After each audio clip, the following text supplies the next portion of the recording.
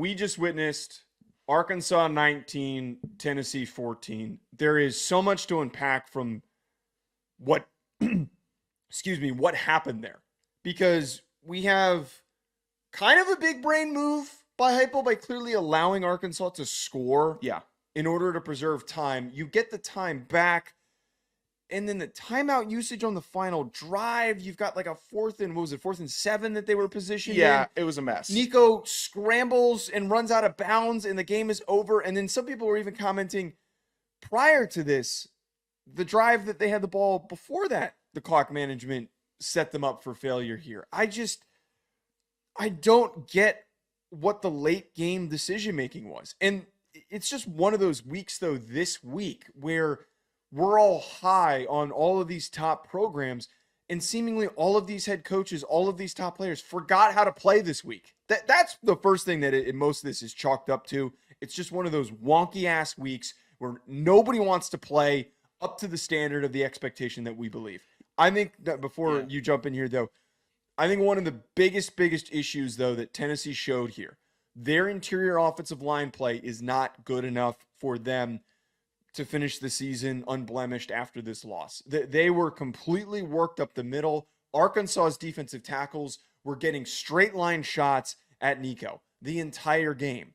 And for whatever reason, despite all the pressure that was in his face, I don't get why Heupel wasn't trying to be more timely with running the football to alleviate some of that pressure. Am I crazy that it didn't feel like there were any attempted screens in certain situations? I'm not going to defend the screen, but I understand where you're coming from a scheme standpoint. Spread the defense out. Bad coaching. Don't let them keep picking on the same. Don't let them keep going to the same well that is giving them fresh water, and that's what was happening. Tennessee had a legitimate shot at this, which is an embarrassing thing to say for a team versus the previously 3-2 Arkansas team. But you're set up with like a minute and some change. You have 2 timeouts at the end of this nuts game. Somehow, miracle. You got a really good quarterback. You have the edge on the skill position players.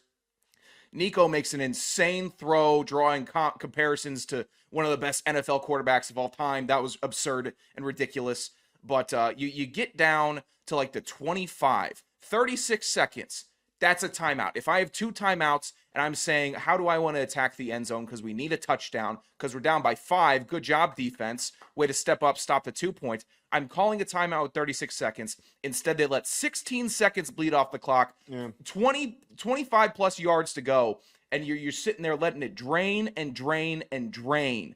It was nuts. What are you saving them for? I know you had the bobbled snap that had to be turned into a run, but still, what were you going to do? You were going to attack once or twice up the middle, hope you get it to the 3, get it to the 10 or 12, and then you still have enough time to get it in the end zone. All route patterns and concepts work from that range. I'm also partially dumbfounded by the decision to try to run the ball in that situation. Like you're forcing yourself to take the timeout because you're trying to outthink Arkansas in that situation. And you're trying to catch them off guard. Like maybe we'll just waltz right into the end zone and they're not going to be ready and we'll walk right in. Why did they think that was going to work? Why did they think that was, it doesn't even matter if that would have worked to any level of success. If it's not a touchdown, you're wasting the timeout. You're wasting time. The loss certainly has to be chalked up to bad late game clock management, decision-making by Heupel. I come back to, I think that the interior offensive line play was brutal. I mean, I can't criticize Tennessee's defense for the way that they played. Like they only gave up 19 points. I know that Taylon Green had one of his best days for just passing efficiency, and he was a quarterback who was well below 50 a number of games. He played better as a passer. They, for the most part, kept them at bay, and they were bending and not breaking until that final drive when they let them just walk into the end zone in order to get the ball back. It just felt like a complete underperformance by the offense. DeLeone Sampson played out of his mind. He was a hero today. The offensive play calling in terms of trying to throw the ball was just all over the place. It was erratic. They couldn't connect on any of these deep shots, and as a result, it made things so much easier to defend. And again, so many pressures up the middle on Nico before he could even read what was happening in front of him. Just a bad game, man. Yeah, if the defense is getting home, which even if you have a good offensive line, a great offensive line, some games it's just going to happen. They're scheming, they're playing out of their minds. That will happen. And if it's one of those games, you need to be able to adjust and adapt and say, I'm not going to have these 3-man, 4-man deep route concepts. I didn't see in the fourth quarter a lot of plays where there was a nice leak or check down available. It's sitting here, hey, Nico, go boss up and make a big time throw 30 yards down the field through the air on just about every time with the X and the Y. I really did not like how they weren't attacking the middle. It didn't seem like the Tennessee receivers even had a shot. Arkansas was covering them great. But if you're Tennessee in this situation, make an adjustment. If your quarterback is having less than 3 seconds to get the ball out, run some routes that take less than 2 seconds to get open. Not all this, hey, we're going to keep on fighting with these dudes in man with their too high. It was a complete disrespect to the offense of where Arkansas is stepping up and you decide, hey, we're just going to keep on doing what we're doing. It's not good enough. It's not good enough when Arkansas is playing 2 levels above expectation. One thing, and this is going to bleed into the discussions that we have with some of these other games. I want to move forward to another game shortly. I think that we need to contextualize what a loss like this means now in the 12-team playoff. This applies to Alabama, which I want to get to next.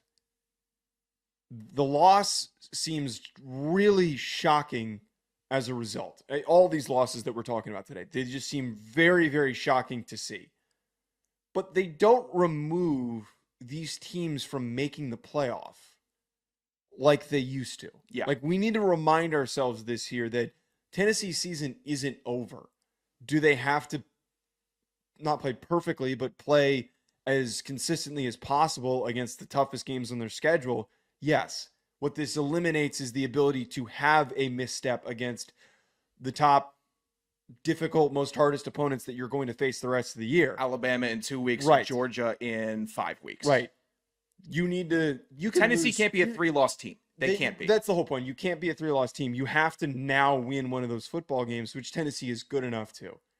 I don't know, man. It's such a weird landscape to look at with the way that I'm sounding like Rudy Reyes right now when I'm talking. I can't stop thinking of him. I'm like bumbling through words because I'm running off of no sleep and it's 11:30. It's a ridiculous forward look for how the playoff is going to look. And to talk about Alabama